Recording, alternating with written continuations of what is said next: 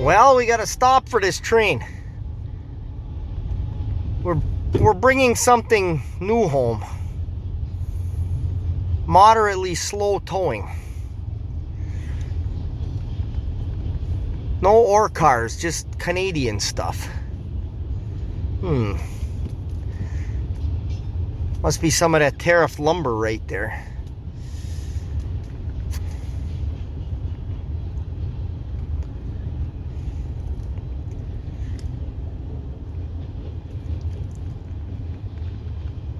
So, I don't think you guys want to see an entire train. If it was an ore train, I would record the whole thing, but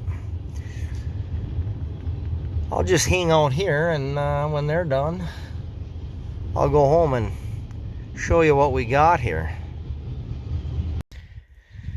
Okay, we made it home. And then after a online meeting with an equipment manufacturer in Texas, here's what we got. It's a sawmill. But Will, you already have a sawmill.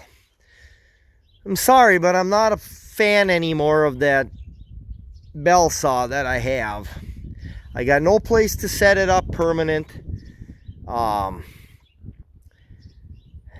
It needs to be permanent. I'm sorry, portable circle mills are a concept that shouldn't exist.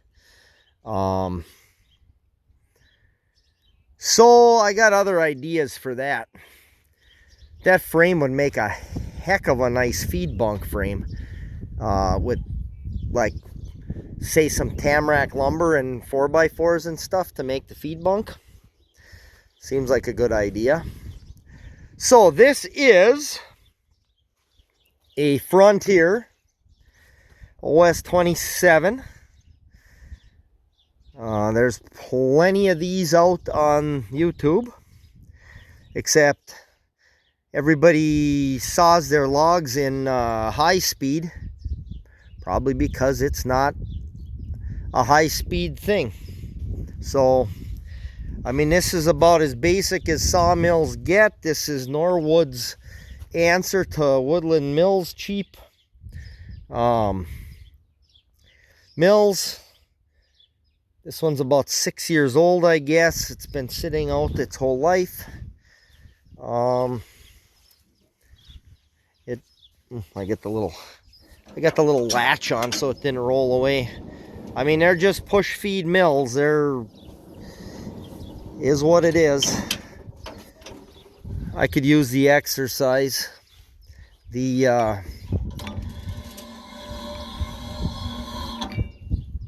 adjustment's pretty good. This didn't hold up leaks. I put another worse hole with it with the strap when we strapped the thing down, but this water tank to me looks an awful lot like this bulkhead fitting to come out and go in a 5-gallon bucket, if nothing else. The control cable for the when you hit the trigger to wind your motor up, it's got a little valve in here so your water's not dripping all the time while you're messing around with things. So it's on the trailer. Came with the trailer. You can buy them without the trailer.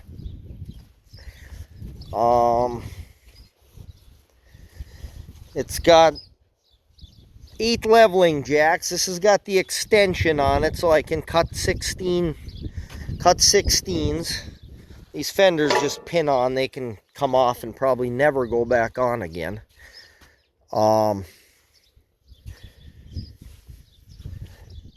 So here's the bad part. Oh, here's another good part. He threw in these log togs and chains. Here's the bad part.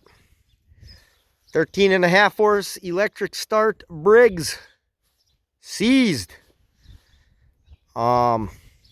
They're not terribly expensive to buy a new one.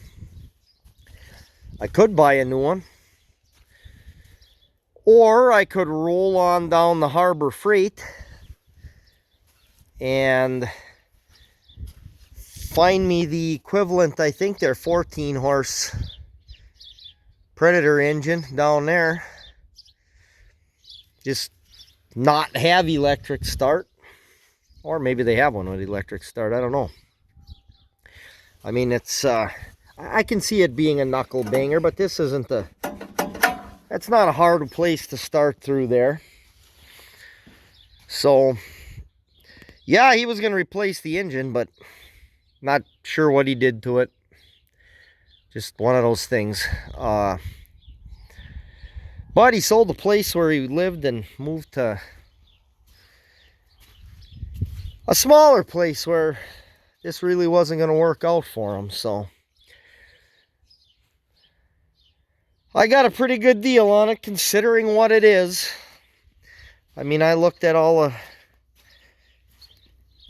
lots of options. These little mills, they don't really, there ain't a whole heck of a lot of them for sale.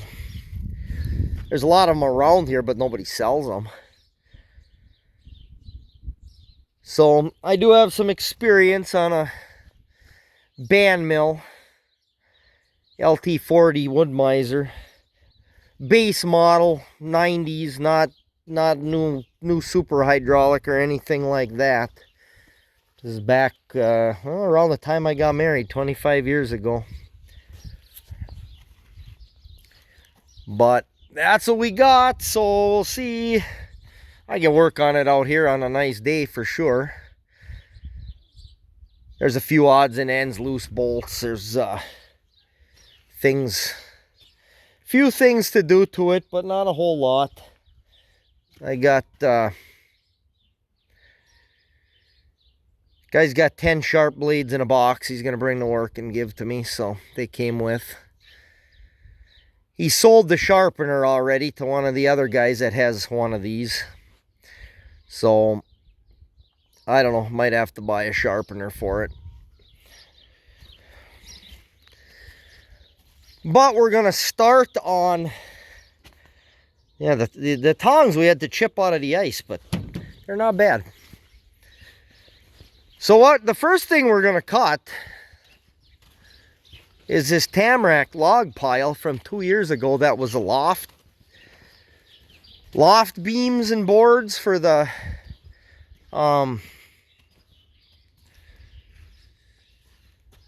barn, and we're still going to go back to doing that, but first thing we're cutting is wall liner for the cow shed. We get cows out of there and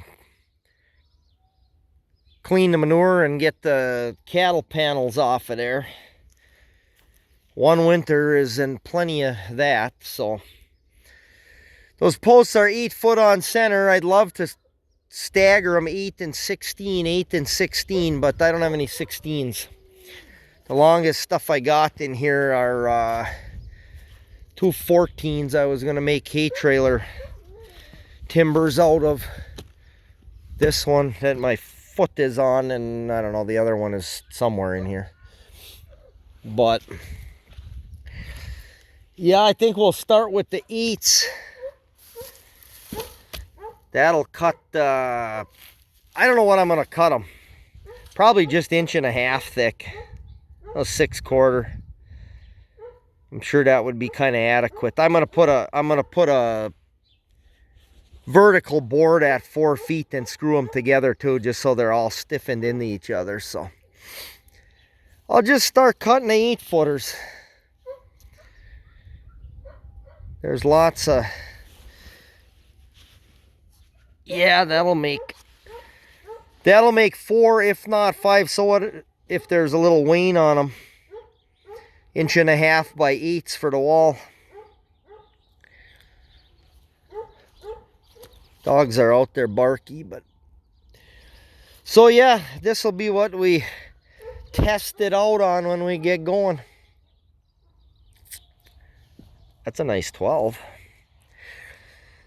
That one would still make a good loft beam right there. This one's actually in the video from 2 years ago. That's actually the one that falls in my intro, which I haven't used in a long time.